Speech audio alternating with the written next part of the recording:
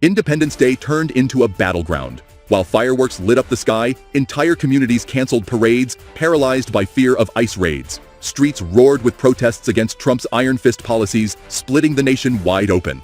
This isn't just a celebration gone wrong. It's a country teetering on the edge. Get ready for the raw, unfiltered truth about a divided America.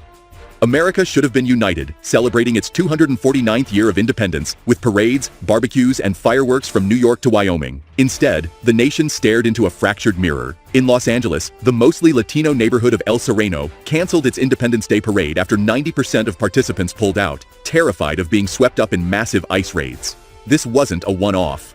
Across the country, from California to Texas, communities chose silence over celebration, fearing that immigration agents, backed by 200 Marines sent to Florida, would turn a patriotic holiday into a manhunt.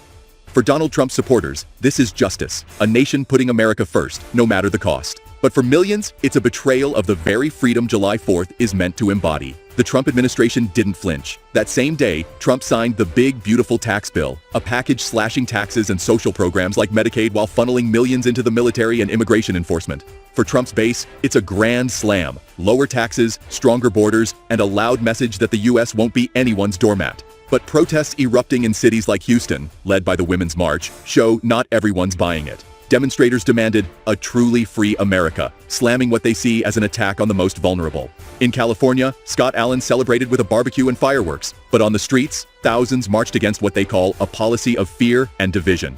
For Trump's government, this July 4th was a show of strength. Canceled parades and Marines in Florida underscore his no-nonsense stance on immigration.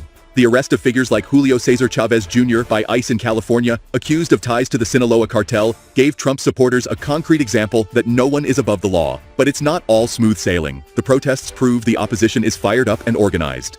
The death of a Cuban immigrant under ICE custody, after nearly 60 years in the U.S., has sparked outrage.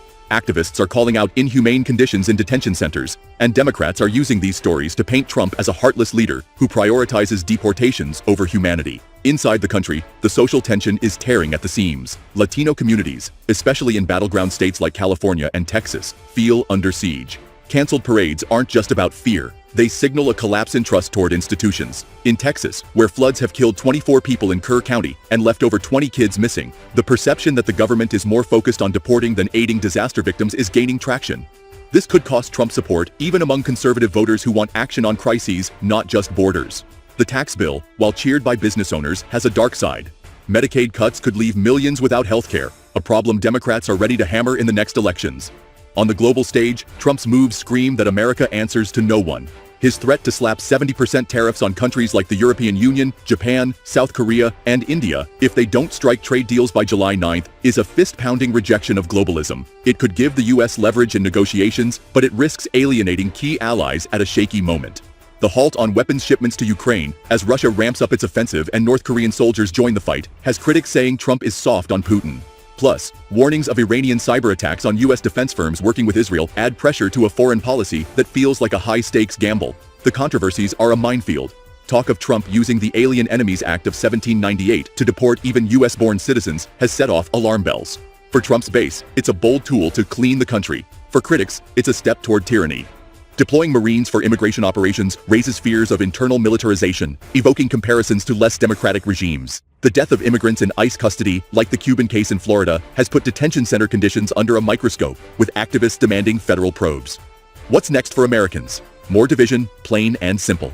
Trump's policies will keep his base energized, but they're also lighting a fire under the opposition. Tax cuts might juice the economy short-term, but slashing social programs will hit the neediest hard, setting up a political showdown in 2026.